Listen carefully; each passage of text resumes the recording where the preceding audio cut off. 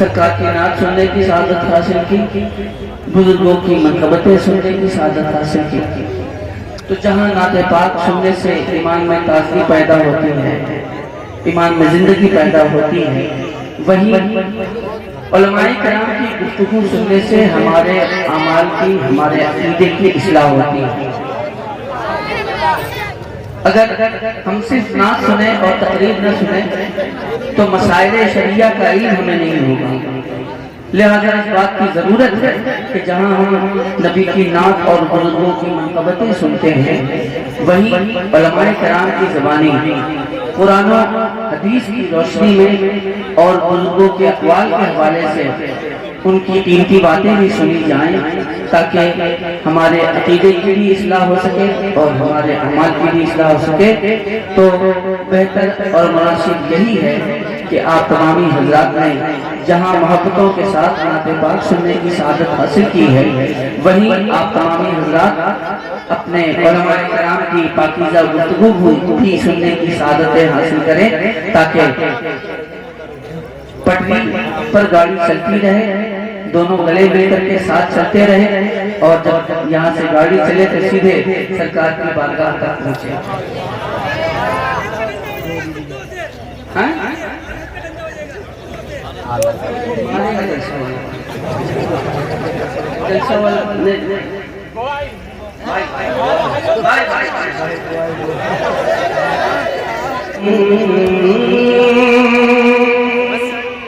کیا کروں گا لے کے دولت میرے صابر کلیرے، کیا کروں گا لے کے دولت میرے صابر کلیرے، ارے بس دکھا دو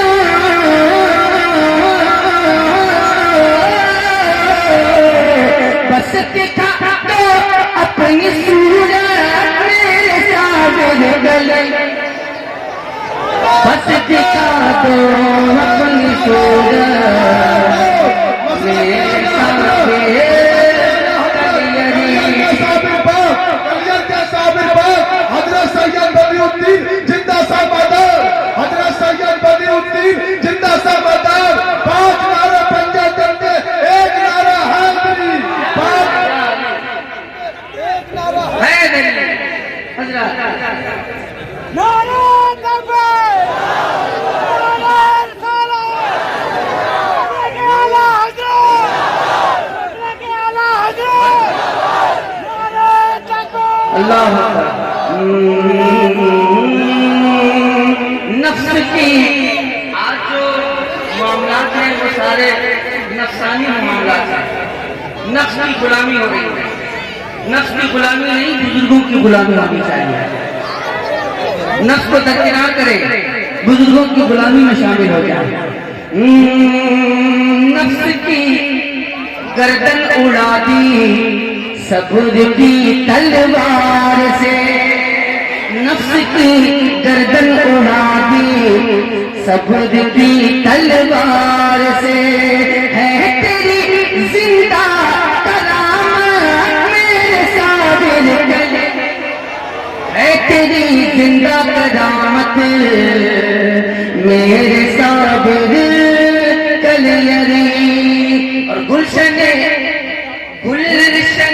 گنجے شکر کا تو فریدی پھول ہے، گلشن گنجے شکر کا تو فریدی پھول ہے کمال بھر میں شہرت میرے صابر کلیرے، ہے زمانے بھر میں شہرت میرے صابر کلیرے۔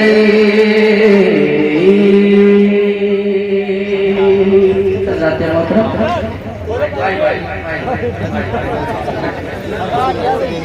آپ نے جہاں تک ممکن ہوا سرکار کی نعت سننے کی سعادت حاصل کی، بزرگوں کی منقبتیں سننے کی سعادت حاصل کی، تو جہاں نعت پاک سننے سے ایمان میں تازگی پیدا ہوتی ہے، ایمان میں زندگی پیدا ہوتی ہے، وہی علماء کرام کی گفتگو سننے سے ہمارے اعمال کی، ہمارے عقیدے کی اصلاح ہوتی ہے۔ اگر ہم صرف نعت سنیں اور تقریر نہ سنیں تو مسائل شریعہ کا علم ہمیں نہیں ہوگا۔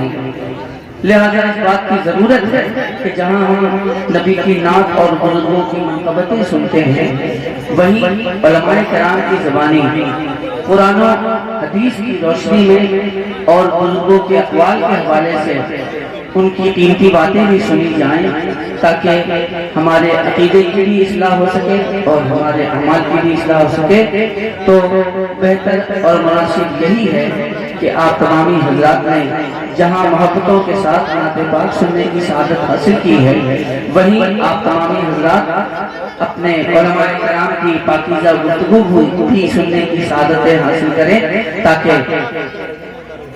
پٹری پر گاڑی چلتی رہے، دونوں گلے مل کر کے ساتھ چلتے رہے، اور جب یہاں سے گاڑی چلے تو سیدھے سرکار کی بارگاہ تک پہنچے۔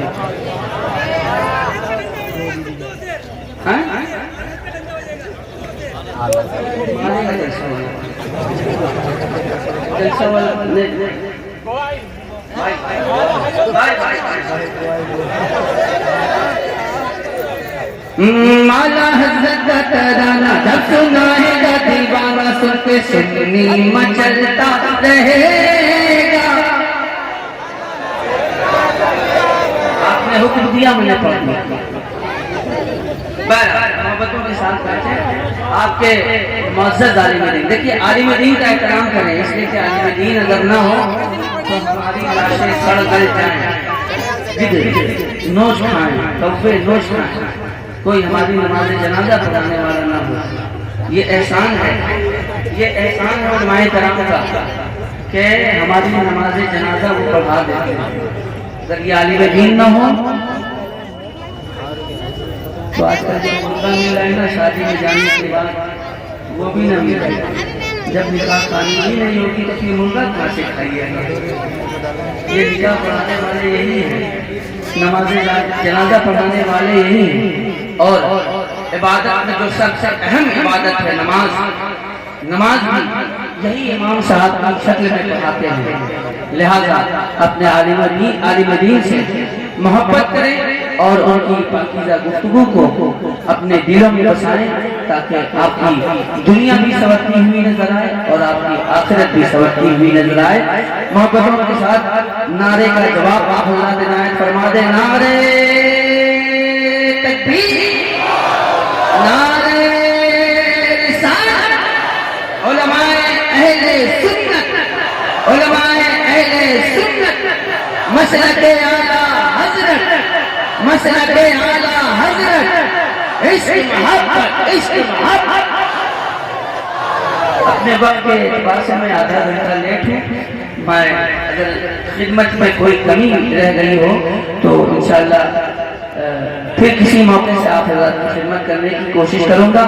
بقیہ آپ کے درمیان آپ کے معزز مہمان تشریف فرما ہے، ان سے ان کا قیمتی خطاب، ان کا قیمتی کلام بھرپور سننے کی سعادتیں حاصل کریں اور اپنی نیکی کی زمین کو باوقار فرمائیں۔